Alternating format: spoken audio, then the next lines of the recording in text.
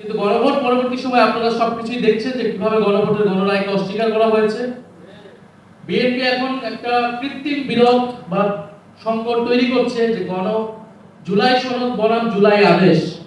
তারা বলছে জুলাই সনদ তারা অক্ষরে অক্ষরে পালন করবে, কিন্তু জুলাই আদেশটা অবৈধ, যে জুলাই আদেশের ভিত্তিতে গণভোট তৈরি হয়েছিল, গণভোট অনুষ্ঠিত হয়েছিল।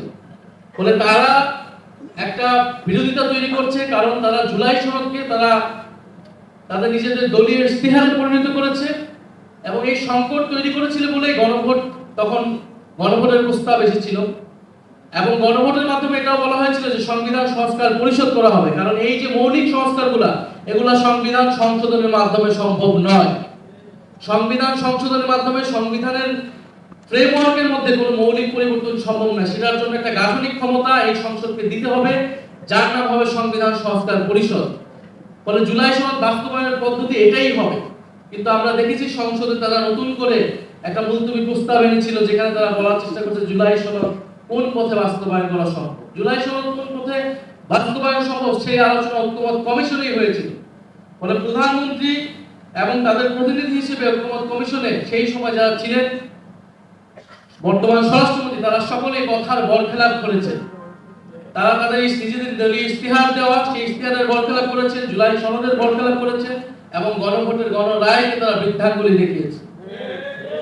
এটা সকলের কাছে এটা স্পষ্ট হয়েছে। এটা আমাদের দুর্ভাগ্য। আজকের এই সেমিনারটা আমাদের এই বিষয়ে পড়ার দরকার ছিল না, করা উচিত ছিল না। আমাদের সেমিনার এখন করা উচিত ছিল আন্তর্জাতিক যুদ্ধ পরিস্থিতি কিভাবে আমরা সামাল দিব, দেশের জাতীয় স্বার্থ আমরা কিভাবে ঐক্যবদ্ধভাবে সুরক্ষা করব, দেশের তেল সংকট, দেশের হাম দুর্যোগ আমরা কিভাবে সরকার বিরোধী দল একসাথে আমরা সহযোগিতাপূর্ণভাবে মোকাবেলা করব। আমাদের সেমিনার এখন এই বিষয়ে হওয়ার কথা ছিল। বিরোধী দলের নেতা প্রথম থেকে বলে এসেছেন আমরা দায়িত্বশীল বিরোধী দল হতে চাই, আমরা সরকারকে এই ধরনের জনস্বার্থ ইস্যুতে সর্বাত্মকভাবে সহযোগিতা করব। কারণ 16 বছরের ধ্বংসযজ্ঞের পরে, এই অন্তর্বর্তী সরকারের পরে এই নতুন সরকার খুব সহজেই দেশের এই ধরনের সংকট সামাল দিতে পারবে না।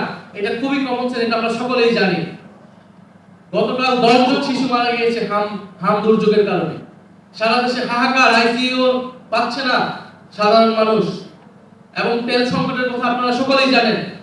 কিন্তু আমাদের দুর্ভাগ্য, গত 16 বছর যে রাষ্ট্র সংস্কারের কথা আমরা বলেছি, লড়াই আমরা করেছি, অন্তর্বর্তী সরকারের গত 1.5 বছরে যে জিনিসটা আমরা আলাপ করেছি, এখন আমাদেরকে ঠিক সেই বিষয় নিয়ে কথা বলতে হচ্ছে, সেই বিষয় নিয়ে আলাপ করতে হচ্ছে, সেই বিষয় নিয়ে আবার আন্দোলনের প্রস্তুতি নিতে হচ্ছে।